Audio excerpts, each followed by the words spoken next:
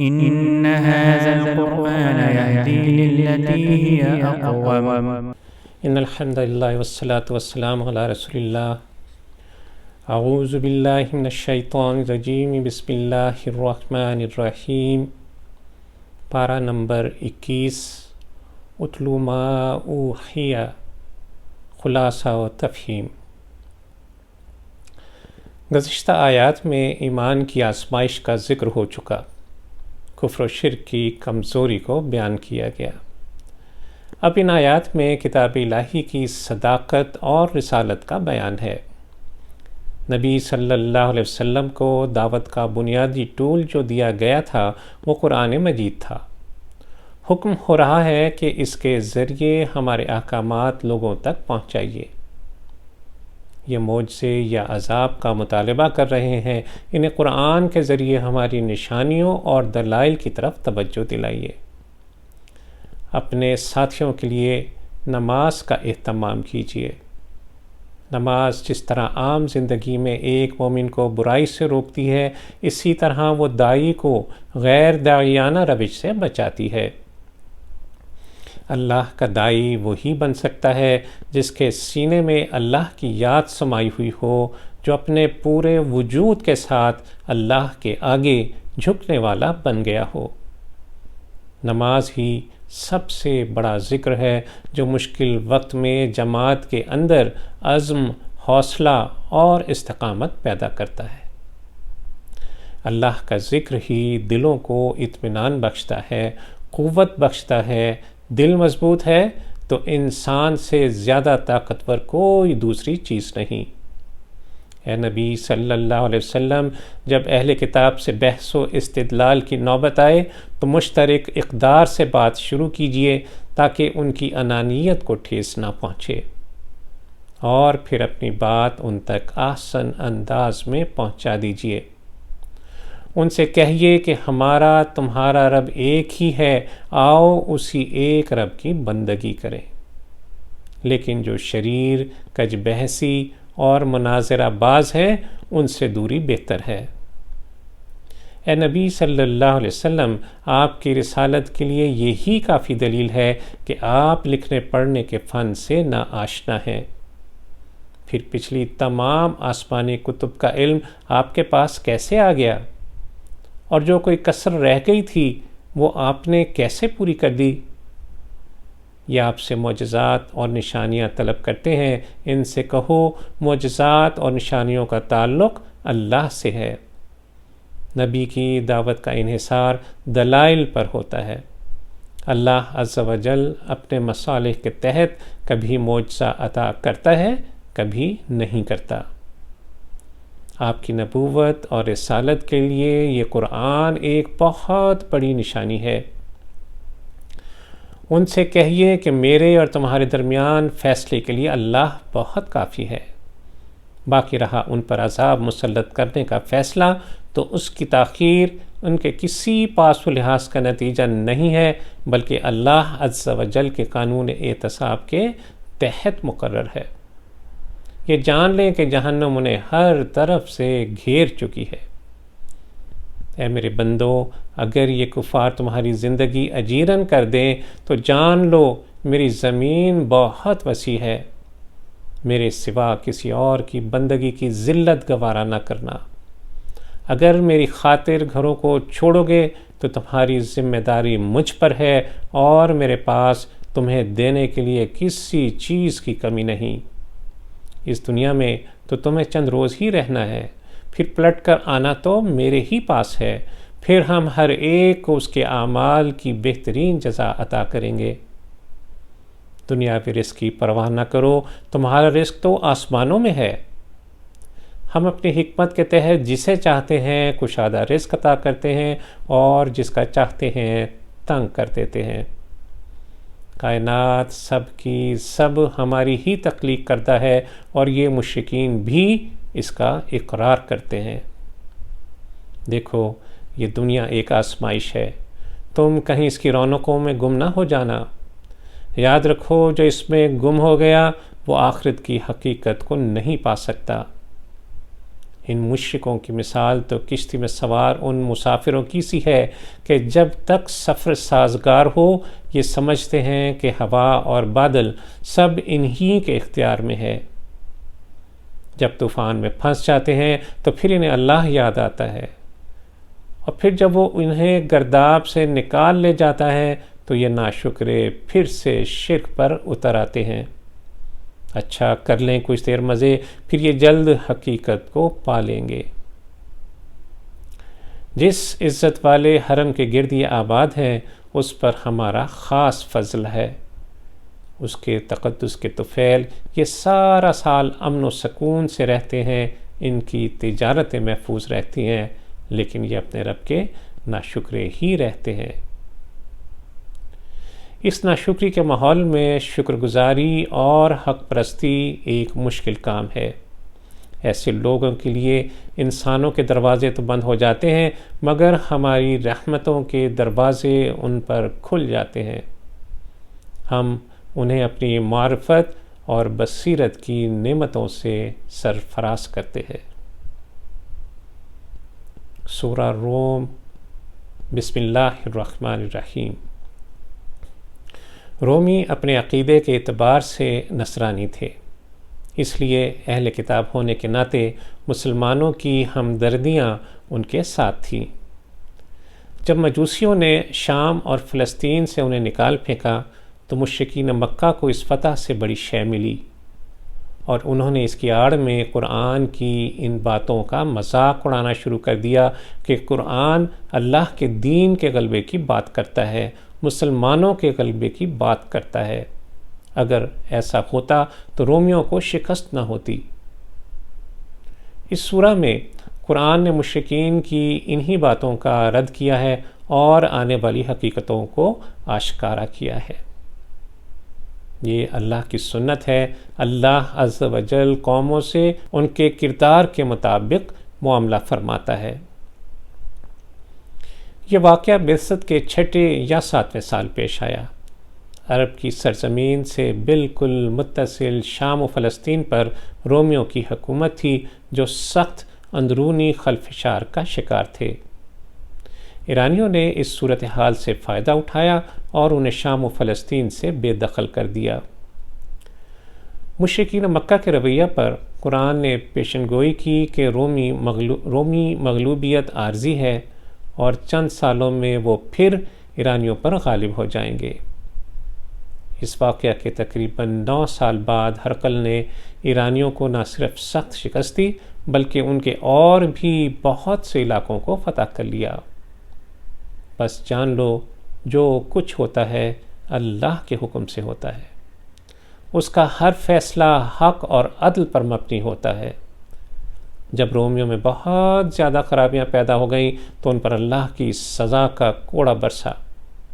جب ان کے اعمال میں کچھ بہتری آئی تو انہیں پھر سے سلطنت واپس کر دی گئی۔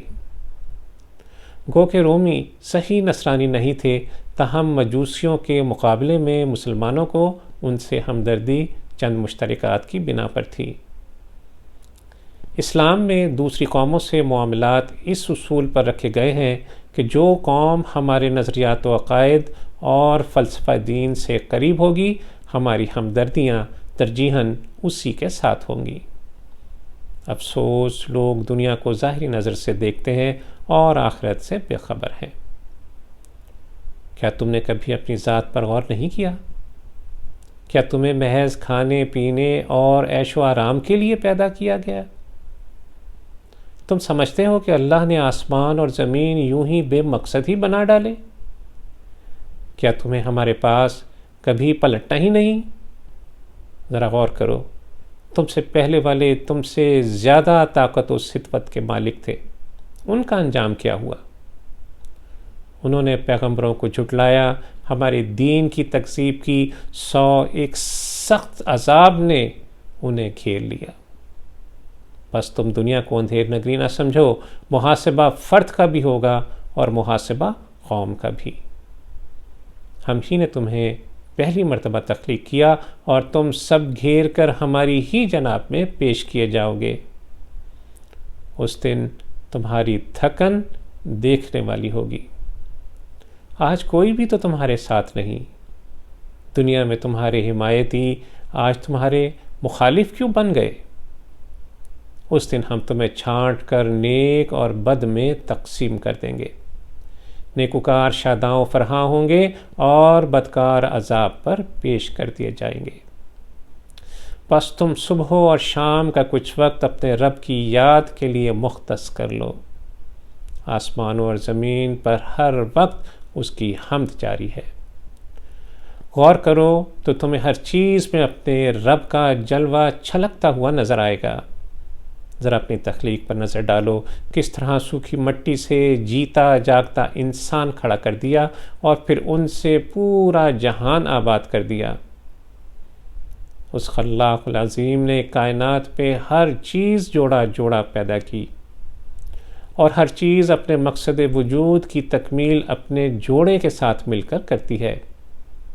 اس دنیا کا بھی ایک جوڑا ہے جسے آخرت کہتے ہیں. اسی آخرت سے اس دنیا کے مقصد وجود کی تکمیل ہوتی ہے. اس وسیع و عریض کائنات کو عدم سے وجود میں لانا اللہ عز و جل کی بہت بڑی نشانی ہے، مگر غور و فکر کرنے والوں کے لیے. رات اور دن کا آنا جانا، بجلی کا چمکنا، بارش کا برسنا اور زمین کا دوبارہ جی اٹھنا، کیا یہ سب نشانیاں اس ذات باری تعالیٰ کو پانے کے لیے کافی نہیں؟ پھر جب وہ چاہے گا تمہیں ایک پکار لگے گی، صرف ایک پکار، اور تم سب چوک در چوک زمین سے نکل کر اس کے حضور حاضر ہو جاؤ گے. یہ سب اس کے لیے بہت آسان ہے. کیا عجب معاملہ ہے کہ تم ہمارے ساتھ ہماری ہی تخلیق کردہ مخلوق کو شریک کرتے ہو. جو مال ہم تمہیں عطا کرتے ہیں، کیا تم اس مال میں اپنے غلاموں کو برابر کا شریک کرتے ہو؟ کیا تم انہیں وہی مرتبہ و مقام دیتے ہو جو اپنے ماں باپ اور اہل خانہ کو دیتے ہو؟ کیا تم ان سے اسی طرح ڈرتے ہو جس طرح اپنے جیسے آزاد لوگوں سے ڈرتے ہو؟ افسوس کہ تم ذرا ہوش مندی سے کام نہیں لیتے. کائنات میں کسی کو اللہ کے برابر حیثیت حاصل نہیں. اللہ کے لیے آقائی ہے اور مخلوق کے لیے غلامی. بس اے نبی صلی اللہ علیہ وسلم، آپ اور آپ کے پیرو دین فطرت پر یکسو ہو جائیں، یعنی ایک اللہ سے ڈریں، اسی کی طرف تمام معاملات میں رجوع کریں، ہمتاً اسی کی اطاعت کریں. یہی دین فطرت ہے جو ہر بندے کی نفسیات میں سمو دیا گیا ہے. انسان بھی کیا چیز ہے؟ جب حالات درست ہوں اپنے آپ کو بااختیار پاتا ہے تو سرکش ہو جاتا ہے. یہی انسان جب کسی ایسی مصیبت میں جا پھنستا ہے جہاں بس نہیں چلتا تو بل بلاتا ہوا رب کے حضور عاجزی اختیار کرتا ہے. مگر جوں ہی حالات بدلتے ہیں پھر غفلت اور سرکشی میں مبتلا ہو جاتا ہے. دیکھو تمہارا دین فطرت ہے. اس میں جہاں اللہ کے حقوق ہیں وہیں بندوں کے حقوق بھی فرض کیے گئے ہیں. اللہ کی خوشنودی کی خاطر رشتہ داروں، مسکینوں اور مسافروں وغیرہ کو ان کا حق دو. سود سے بچو اور صدقات میں آگے بڑھو، اسی میں برکت ہے. دیکھو تمہارا رب تم پر کتنا مہربان ہے جو تمہیں تمام ضروریات زندگی دیتا ہے. ان مشرکین نے تو دین فطرت کی دونوں بنیادیں توحید اور ہمدردی خلق دونوں ہی ڈھا دی ہیں، اور اسی کے باعث نظام معاشرت میں اور تمدن میں شدید بگاڑ پیدا کر دیا. اسی وجہ سے خشکی اور ترقی میں فساد برپا ہو گیا ہے. انہی حرکتوں کی وجہ سے یہ عذاب الہی کے حقدار بنتے ہیں. اے نبی صلی اللہ علیہ وسلم، آپ ان شامت زدہ لوگوں کی پرواہ نہ کیجیے. آپ اور آپ کے ساتھی دین فطرت پر یکسو ہو جائیں اور اس دن کی پیشی کی فکر کریں جس کا آنا یقینی ہے. تمہارا رب تو بڑا رحیم ہے، اس کی رحمت کے آثار تو دیکھو. وہ کس طرح ہواؤں کو چلاتا ہے، پھر ان میں بادل اٹھاتا ہے، پھر مایوس لوگوں کو بارش عطا فرماتا ہے، جس سے مردہ زمین زندہ ہو جاتی ہے، لہلہا اٹھتی ہے، بس اسی طرح اللہ عز و جل مردوں کو زندہ کرے گا۔ اب اتنی نشانیاں دیکھ کر بھی جو ایمان نہیں لاتے وہ روحانی طور پر مردہ ہیں۔ اے نبی صلی اللہ علیہ وسلم، ایسے مردوں، بہروں اور اندھوں کو سنانا، سمجھانا نہ آپ کے بس میں ہے اور نہ ہی آپ کی یہ ذمہ داری ہے۔ یہ نادان اپنے وجود پر بھی غور نہیں کرتے۔ ہم نے انسان کو انتہائی کمزور حالت میں وجود بخشا، پھر اسے توانائیاں اور صلاحیتیں دے کر جوان کیا، پھر بڑھاپے میں پہلے دور کی طرح ناتوانی میں مبتلا کر دیا۔ کیا اس کے اختیار میں ہے کہ اپنی جوانی اور طاقت کو برابر قائم رکھ سکے؟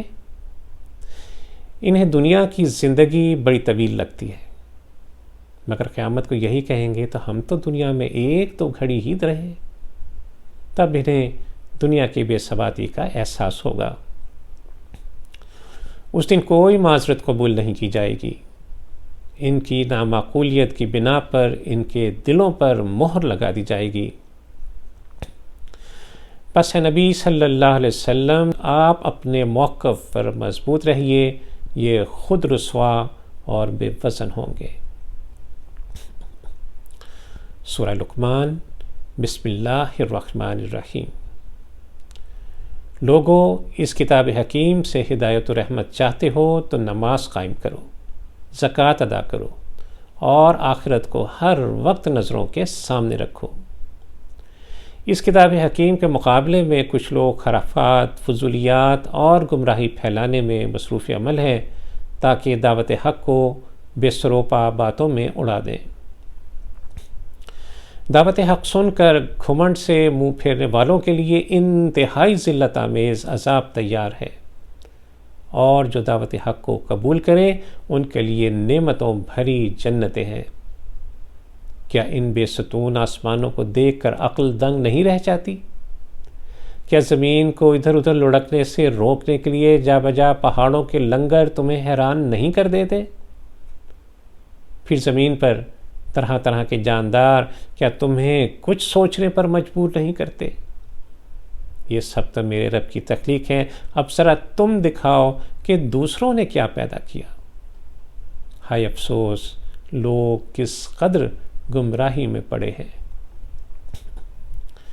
لقمان ایک دانش مند اور اللہ پرست بزرگ تھے جنہیں اللہ نے حکمت سے نوازا تھا۔ حکمت کا اولین ثمر اللہ عز و جل کی شکر گزاری ہے۔ اے لوگو جان لو، شکر گزاری ایک عمدہ وصف ہے، لیکن اس خدائے بے نیاز کو تمہارے شکر کی حاجت نہیں۔ ہاں، یہ خود تمہارے اپنے ہی نفع میں ہے۔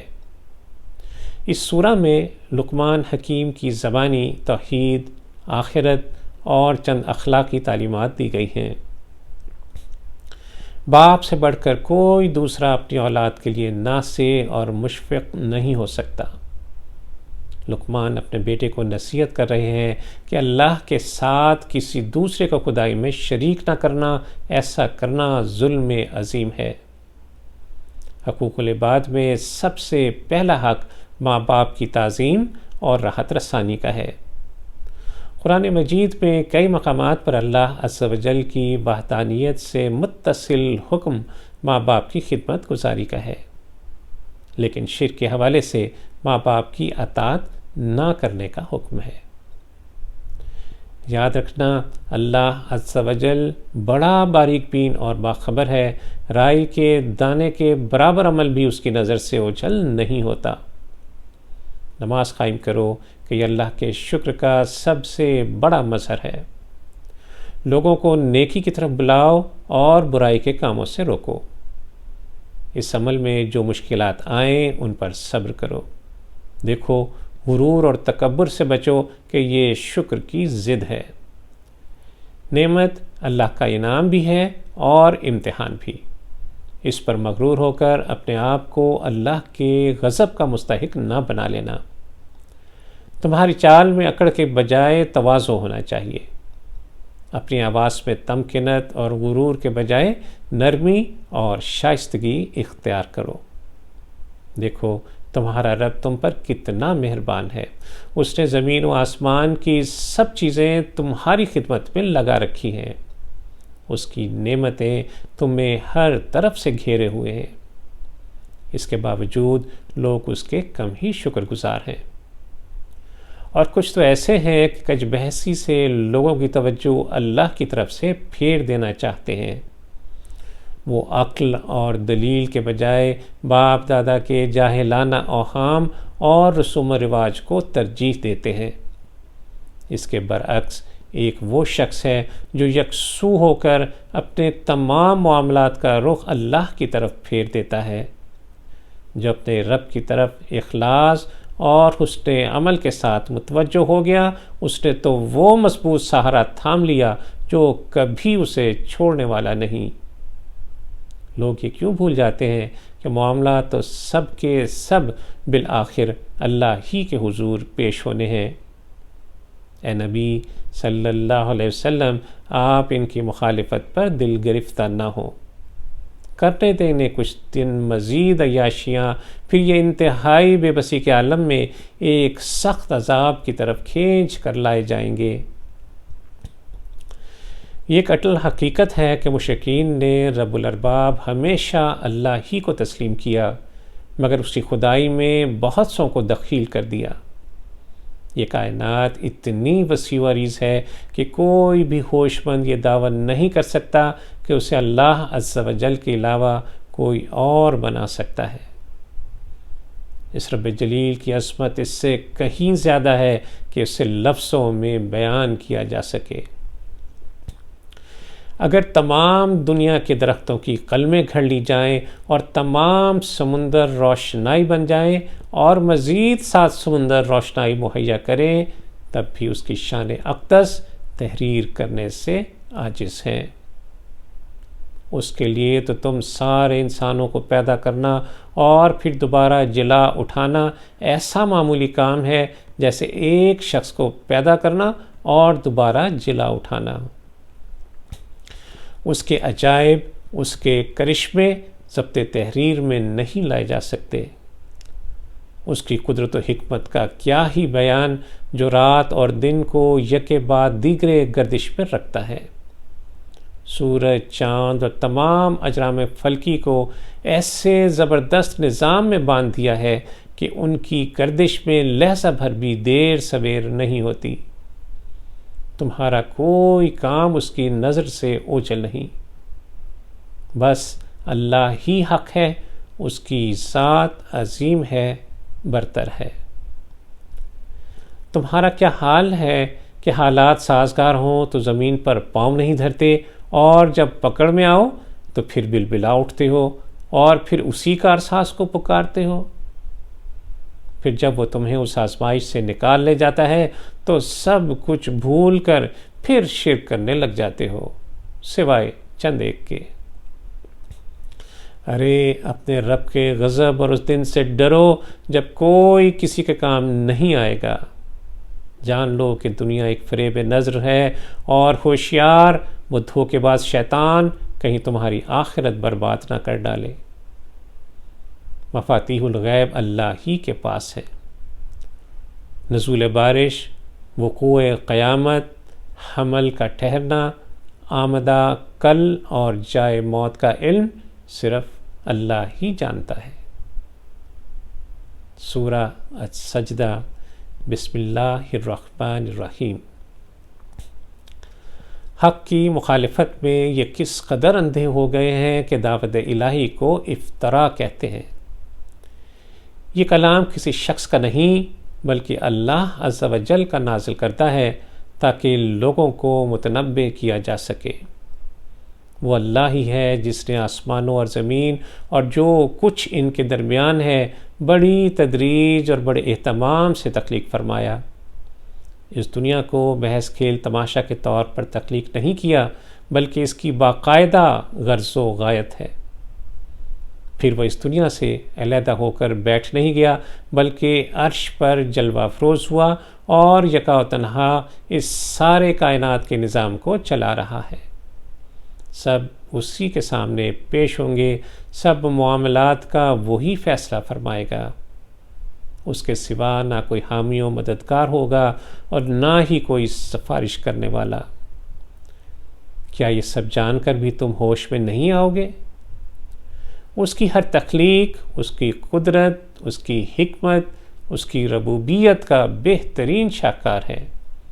اے انسان، تیری ابتدا کسی قیمتی جوہر سے نہیں ہوئی، تجھے مٹی سے تخلیق کیا، لیکن تیرے اندر کیا زبردست نظام تخلیق کیے۔ بصارت دی، سماعت دی، سوچنے سمجھنے والے دل و دماغ دیے، لیکن تجھ میں شکر گزاری کم ہی ہے۔ پھر تیری نسل کو بھی ایک حقیر اور بدبودار پانی سے چلایا، اور یاد رکھ تیرا اخیر انجام بھی مٹی میں جا کر گل سڑ جانا ہے۔ پھر ہم ان بوسیدہ ہڈیوں اور تیرے جسم کے ذرات کو جمع کریں گے، اور تو اپنی دنیا کی زندگی کے لیے ہمارے حضور جواب دہ ہوگا۔ پھر جب تیری زندگی کی ساری فلم تیرے سامنے چلا دی جائے گی، تب تو شرمسار ہو کر کہے گا کہ اے میرے رب، مجھے دنیا میں واپس بھیج تاکہ میں نیک اعمال کر کے دوبارہ تیرے حضور حاضر ہوں۔ مجھے اب تیری تمام باتوں کا یقین آ گیا۔ جواب ملے گا، میں نے کہا تھا نا کہ میں جہنم کو جنوں اور انسانوں سے بھر دوں گا، لو مزہ چکھو اب اپنے کرتوتوں کا۔ جس طرح تم نے اس ملاقات کو دنیا کی زندگی میں بھلا دیا تھا، آج ہم بھی تمہیں بھلائے دیتے ہیں۔ اس کے برعکس اہل ایمان وہ ہیں کہ جب ان کے سامنے سچائی پیش کی جائے تو فوراً اسے مان لیتے ہیں، حق کے آگے اپنی غلطی تسلیم کرنے میں پس و پیش نہیں کرتے۔ اللہ کی یاد لے کر سوتے اور اللہ کی یاد لے کر جاگتے ہیں۔ جب اللہ کی آیات سنا کر نصیحت کی جاتی ہے تو سجدے میں گر جاتے ہیں، اللہ کے راستے میں مال خرچ کرتے ہیں۔ ان کے لیے جنت کی وہ نعمتیں ہیں جنہیں نہ کسی آنکھ نے دیکھا، نہ کسی کانوں نے سنا، نہ کسی دل میں ان کا خیال آیا۔ بس فرما بردار اور نافرمان کیسے برابر ہو سکتے ہیں؟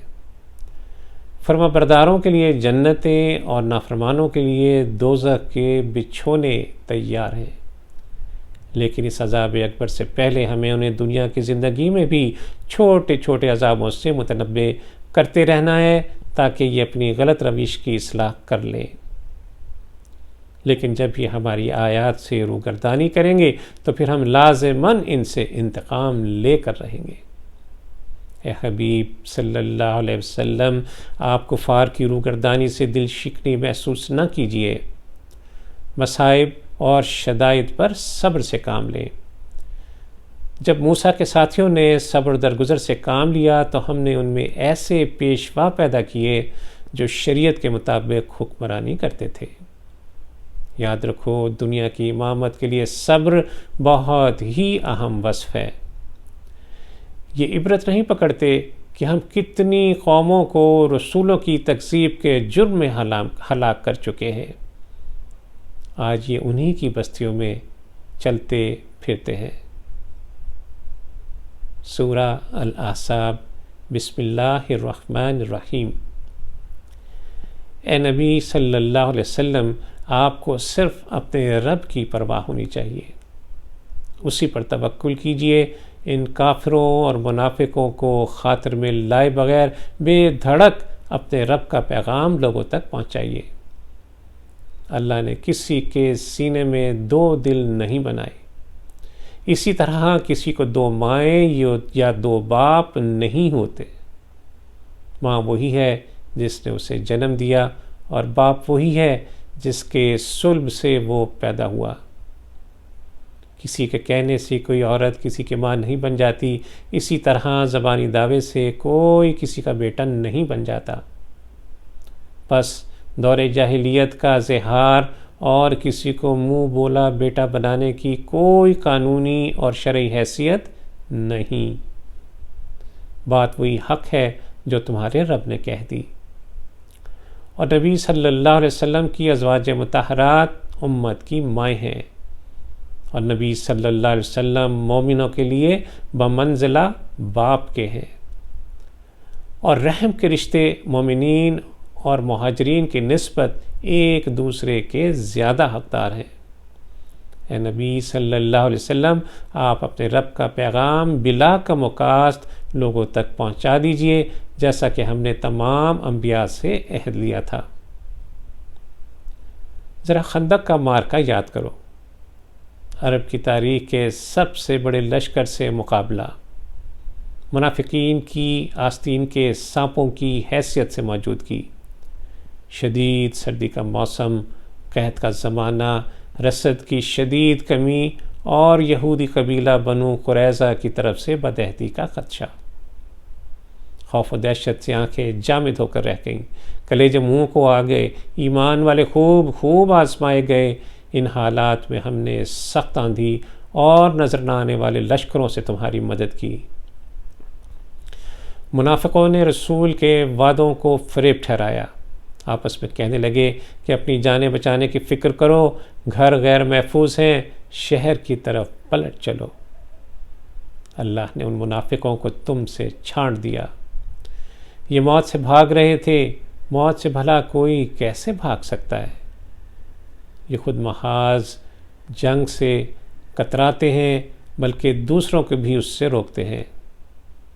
یہ بہت برے لوگ ہیں، یہ اللہ کی راہ میں جانیں لڑانے والے نہیں، اللہ نے ان کے سارے اعمال ضائع کر دیے۔ اے مسلمانوں، تمہارے لیے رسول اللہ صلی اللہ علیہ وسلم کی ذات میں ایک بہترین نمونہ ہے۔ واضح رہے کہ یہ آیت غزوہ احزاب کے دوران نازل ہوئی۔ ویسے تو ہمارے لیے رسول اللہ صلی اللہ علیہ وسلم کی ہر سنت یقیناً باعث خیر و برکت ہے، لیکن یہاں جس اسوہ کا ذکر ہوا ہے وہ طاقتور بدمست باطل کے سامنے بے سر و سامانی کے عالم میں جان ہتھیلی پہ رکھ کر ڈٹ جانے کا اسوہ ہے۔ لیکن آپ صلی اللہ علیہ وسلم کا اسوہ صرف اس شخص کے لیے بہترین نمونہ ہے جو 3 شرائط کو پورا کرے۔ پہلی شرط یہ کہ وہ شخص اللہ عز و جل سے ملاقات کا متمنی ہو، یعنی اللہ سے محبت کرتا ہو۔ دوسری شرط یہ کہ وہ شخص یوم آخرت کی بھی امید رکھتا ہو، یعنی بعد الموت پر اس کا یقین ہو۔ اور تیسری شرط کہ وہ اللہ کا ذکر کثرت کے ساتھ کرتا ہو، گویا ہر وقت اللہ کو یاد رکھتا ہو۔ غزوہ خندق کی آزمائش مسلمانوں کے ایمان اور جذبہ تسلیم و رضا کو اور بڑھا گئی۔ انہوں نے غزوہ میں اپنی جانیں اور مال پیش کرنے کا دعویٰ سچا کر دکھایا۔ ان میں سے کچھ احد کے میدان میں اپنی جانوں کا نذرانہ پیش کر چکے اور باقی اپنی جانوں کا نذرانہ لیے باری کے انتظار میں ہیں۔ یہ ہیں اپنے عہد کی پاسداری کرنے والے۔ اس غزوہ میں اللہ عز و جل نے کفار و مشرکین کو ناکام و نامراد پسپا کر دیا۔ نہ جنگ کی نوبت آئی اور نہ ہی وہ اپنا ہدف حاصل کر سکے۔ انہیں اپنے غیظ و غضب سمیت ہی نامراد و ناکام واپس جانا پڑا۔ جنگ کے دوران بنو قریظہ نے مسلمانوں سے بدعہدی کر کے حملہ آور قبائل کے ساتھ ساز پاس کر لی تھی۔ اللہ کی مشیت کے مطابق انہیں اپنے قلعوں اور گڑھیوں سے نکل کر مسلمانوں کے آگے ہتھیار ڈالنا پڑے۔ سعد بن معاذ رضی اللہ عنہ کے فیصلے کے مطابق جنگ کے قابل مرد قتل کر دیے گئے، جبکہ بوڑھوں، عورتوں اور بچوں کو قیدی بنا لیا گیا۔ جس طرح قرآن نے رسول اللہ صلی اللہ علیہ وسلم کو مردوں کے لیے ایک نمونہ بنا کر پیش کیا ہے، اسی طرح امت کو خواتین کے لیے امہات المومنین کو بطور نمونہ پیش کیا گیا ہے۔ گویا ازواج مطہرات کے کردار کو مخاطب کر کے پوری دنیا کی عورتوں کے لیے اسوہ بنانا ہے۔ جب مدینہ منورہ میں آسودگی آنا شروع ہوئی تو ازواج مطہرات جو تنگ دستی کی زندگی گزار رہی تھیں، نفقات کو بہتر بنانے کا مطالبہ کیا۔ آپ صلی اللہ علیہ وسلم نے اس مطالبہ کو ناپسند فرمایا۔ کچھ منافقات نے بھی معاملہ کو خراب کرنے کی کوشش کی۔ اس پر یہ آیات نازل ہوئیں کہ اگر تم دنیا کی زینت چاہتی ہو تو آؤ میں تمہیں کچھ دے دلا کر بھلے طریقے سے رخصت کروں، اور اگر تم اللہ اور اس کے رسول اور آخرت کے گھر کی طلبکار ہو تو اللہ کے ہاں تمہارے لیے اجر عظیم تیار ہے۔ چونکہ بیٹیاں ماں کے نقش قدم پر چلتی ہیں، اس لیے ماؤں کی ذمہ داری دو چند ہو جاتی ہے۔ اس لیے فرمایا کہ اگر ازواج مطہرات نبی صلی اللہ علیہ وسلم کی تابعداری اور نیک عمل کریں گی تو ان کا اجر دگنا ہوگا۔ اسی طرح معاشرے کے بڑے لوگ معاشرے میں بگاڑ کا سبب بھی بنتے ہیں، اس لیے بڑے لوگوں کو سزا بھی دو چند دی جائے گی۔ اللہ عز و جل سے دعا ہے کہ ہمیں قرآن کے احکامات پر چلنے کی توفیق عطا فرمائے، اسوہ رسول صلی اللہ علیہ وسلم اپنانے کی توفیق عطا فرمائے۔ ہم جب تک جئیں ہمارا جینا اسلام پر ہو اور حالت ایمان پر ہمیں موت آئے۔ وصلی اللہ تعالیٰ علی خیر خلقہ محمد وعلی آلہ وصحبہ وسلم۔ صلوا علیہ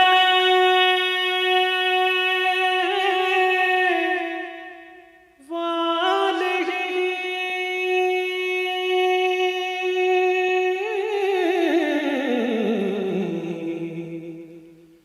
صلوا علیہ